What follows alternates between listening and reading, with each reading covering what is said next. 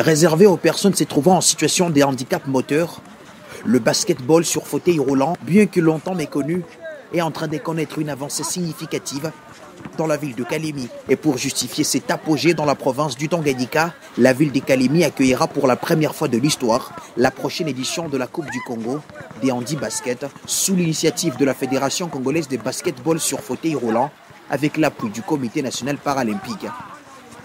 C'est pour cette raison que les athlètes intensifient les séances d'entraînement afin d'être prêts à défendre valablement les couleurs de la province du Tanganyika à cette Coupe du Congo qui approche, comme l'a souligné Mme Aïcha Nyota, présidente provinciale de la Ligue paralympique, qui a non seulement sensibilisé les personnes en situation de handicap moteur, mais également appelé le gouvernement provincial et les personnes de bonne volonté à leur venir en aide.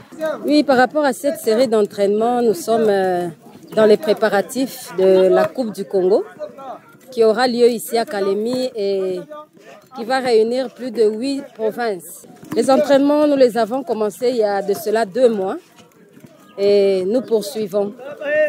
Nous invitons toutes les personnes en situation de handicap moteur de nous rejoindre ici à Filtizaf tous les samedis à partir de 14h30 et les jeudis à 10h. Qu'ils nous rejoignent, qu'on puisse vraiment avoir une équipe forte avec l'esprit d'être champion. C'est une grande joie pour nous et cela fait la fierté de notre province du Tanganyika, raison pour laquelle nous sommes tellement motivés. Envers les autorités de notre province du Tanganyika, nous ne cessons de sonner notre cri d'alarme, notre cri de détresse, afin qu'ils puissent nous appuyer, nous soutenir d'une manière ou d'une autre. Des conseils sur le plan matériel, sur le plan financier. Cela fait la fierté de notre province du Tanganyika. De leur côté, les athlètes voient en la pratique de cette discipline sportive une promotion et l'insertion sociale des personnes déficits physiques.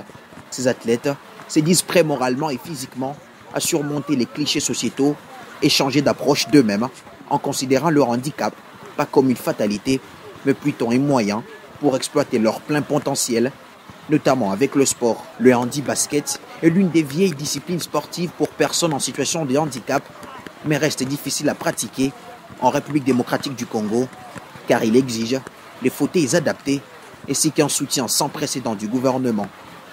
L'organisation de la prochaine édition de la Coupe du Congo à Kalemi aura certainement des conséquences positives sur les handisports en général à Kalemi.